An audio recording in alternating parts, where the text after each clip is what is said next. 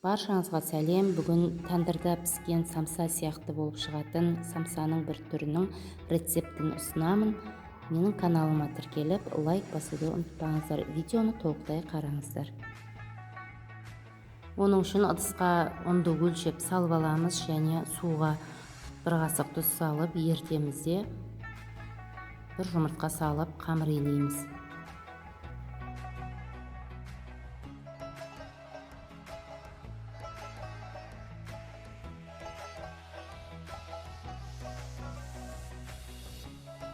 Иленген қамырды 6 бөлікке бөліп аламыз. Бөлінген қамырды 15 минутқа демалуға қоямыз. Қамырдың бетіне ұн себелеп жаю үшін 3 ас қасық ұн және 3 ас қасық крахмалды араластырып дайындап қоямыз. Енді бір шеттен 6 бөлік қамырды бір-бірлеп жайып шығамыз.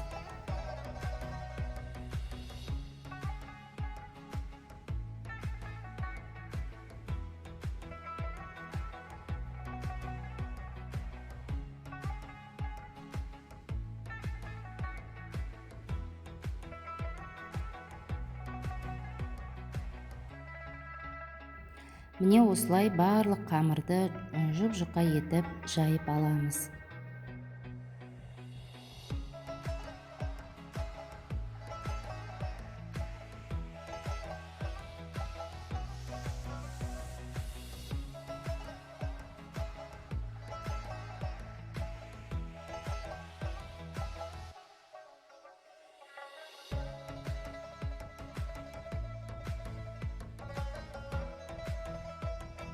Мен 6 бөлек қамырды да жайып болдым. Енді бір-бірлеп араларына май жағып шығамын.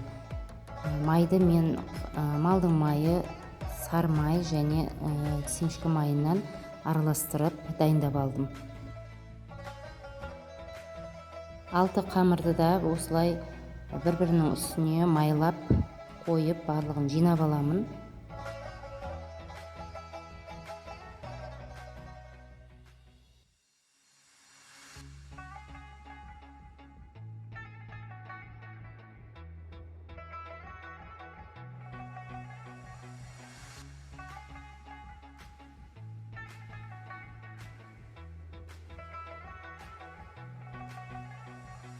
Қамырды бір-бірінің үстіне қойған кезінде арасындағы қалып қойған желді шығарып алуымыз керек, себебі қамырды жайған кезінде ашылып кетуі мүмкін.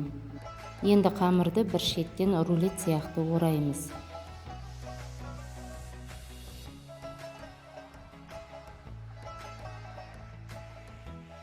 Қамырды 30 минутқа тоңазытқышқа қойып аламыз. Енді салмасын дайындап аламыз. Ол үшін бізге ет, май, пияз, картоп, зира және тұз бен қара бұрыш керек. Мен алдын ала барлығын дайындап турап қойдым.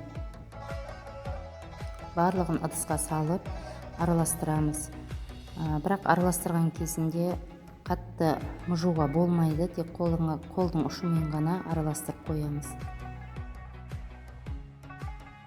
Енді майда бөлшектерге бөлеміз. Менде 30 дана шықты.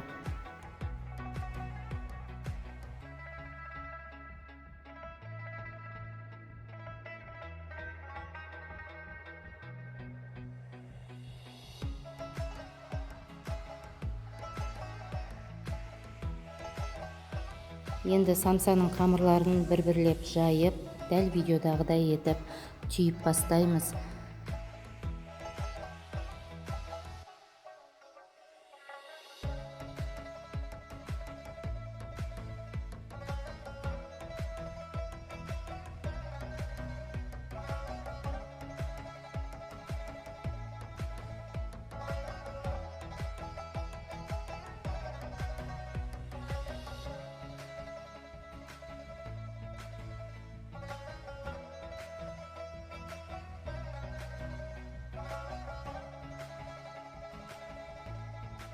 Түйілген самсалар судың тамшысына ұқсайды, өте ерекше болып шығады.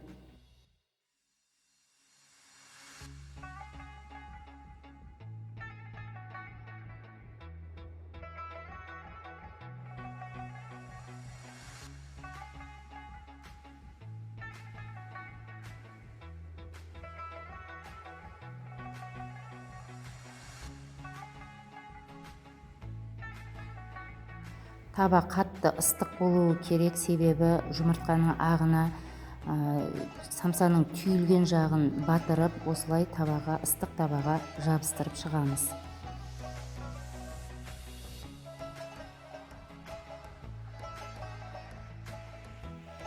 Қызып тұрған пешке 15 минут астын пісіріп аламыз, кейіннен осылай төңкеріп қоямыз.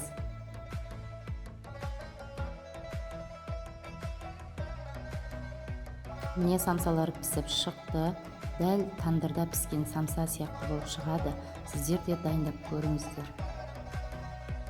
Самсаның қамыры сондай қатпарлы, өте балғын болып шыққан. Міндетті түрде осы рецептпенен жасап көріңіздер. Егер менің рецептім ұнаса, арнама жазылып, лайк басып, комментарий қалдырыңыздар.